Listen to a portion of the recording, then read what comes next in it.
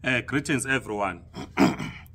In this video we're discussing briefly some requirements or documents that the employer needs to submit as part of the application for a work visa. As we said previously that those that are applying for their waivers, either they are waiting or they are receiving their waiver outcomes. Most of them are positive, those that I've seen so far, and the people are then applying for mainstream visas. A comrade sent me this information, which I had not really checked, and many comrades are expressing, or holders of ZEP, because others they do not want to be called comrades, that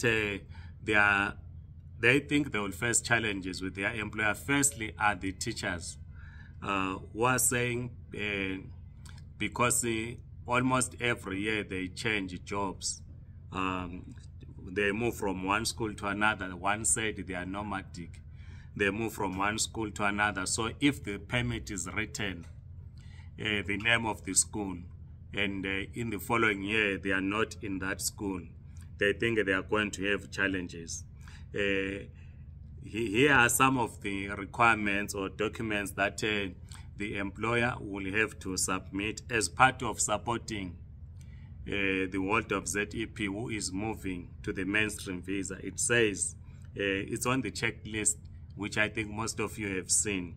It says a written undertaking by the employer accepting responsibility for the costs related to the deportation of the applicant and his or her dependents, family members, should it become necessary.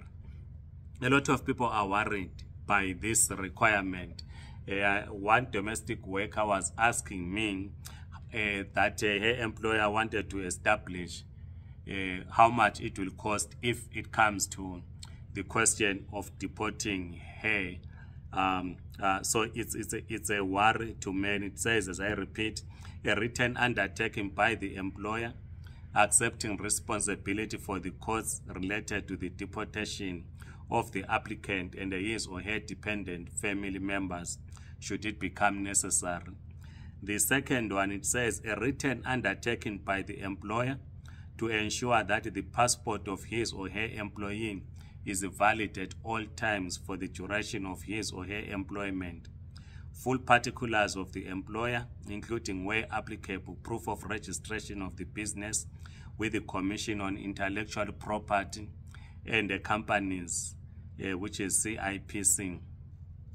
This is not really a problem because the employer will know that once you are granted a visa, your visa, whether it's for 3 years or 4 years, they will know the date of expiry, and when it gets to expire, they will be able to check with you on how far you have gone in terms of ensuring that your visa gets renewed. And I don't think, again, it's going to be a problem to provide the necessary information for the registration of the businesses. That is proof of registration. I don't think it's going to be a problem. But it becomes a problem when the worker has changed jobs. Let me underline that when people were applying for DZP, I mean, when they were issued with the DZP in 2010 and they were moving to apply for ZSP in 2014, then people were allowed to change jobs. Even if you had applied that you work, say, at Edgar's, and then you change to go and work and Pick and Pay, people were allowed to change jobs. But here it seems there are some changes. And then it says the third one, an undertaking by the employer to inform the Director General should the applicant not comply with the provisions of the Act or conditions of the visa. The last one says an undertaking by the employer to inform the Director General upon the employee no longer being in the employ of such employer, or when he or she is employed in a different capacity or role. As we said in the previous video, that these requirements are tailor-made for a person who's applying outside the country they will be coming to work in South Africa, because as we explained that you come for your interviews, you get after your interviews you get a job offer, you go back to your country of origin, you apply for a visa, this then become applicable. But here we're dealing with the people who did not apply for a specific job for them to come to South Africa. We are dealing with the holders of Zimbabwe exemption permits who are now being allowed to apply for the mainstream visas. I am not sure, and I will speak under correction until we establish. I am not sure if, for instance, the issue of changing jobs, whether it can be waived. I'm not very sure at this stage, but we will try to establish whether it is possible for them to do so that when you are employed as a teacher, say at Orlando High School, you then change jobs to go and work in a private college, because your permit will be written a teacher at Orlando High School, but later on you will change jobs. So we want to establish from the department whether it is possible that can be waived.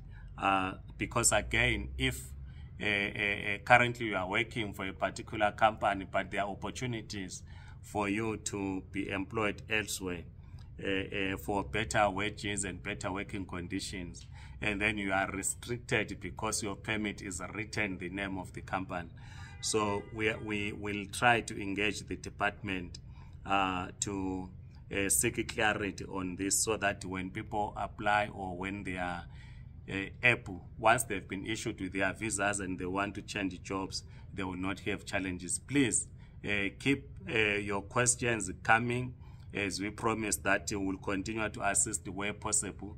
As I'm saying that this was sent to me by one comrade on email who wanted to check if they will not have problems, and the comrade is assisting others in applying for waivers and for the mainstream visas. Please like this video, circulate, please subscribe to this YouTube channel. Otherwise, keep the questions coming. We will continue to research. Goodbye.